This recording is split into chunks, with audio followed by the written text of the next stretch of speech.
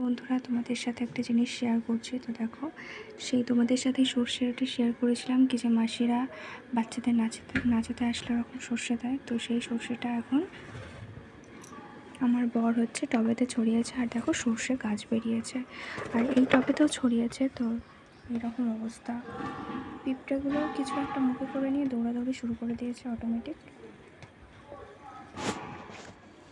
সবাই বলে এরকম পিঁপড়ে ঝাঁক দেখলে নাকি বৃষ্টি হওয়ার সম্ভাবনা থাকে। তো যেহেতু বর্ষাকাল,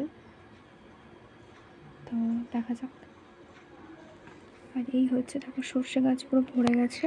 আমি আমার বরকে বলেছি ওই সাইডটাতে ছড়িয়ে দিতে, যাতে এই এখনও সর্ষে পড়ে আছে।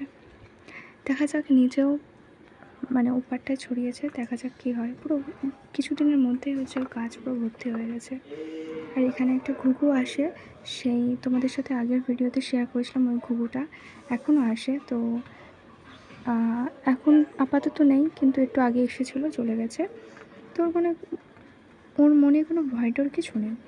ও আসে, এসে এখানে টবের মধ্যে বসে থাকে, আবার চলে যায়। তো ভিডিওটা কেমন লাগলো জানিও।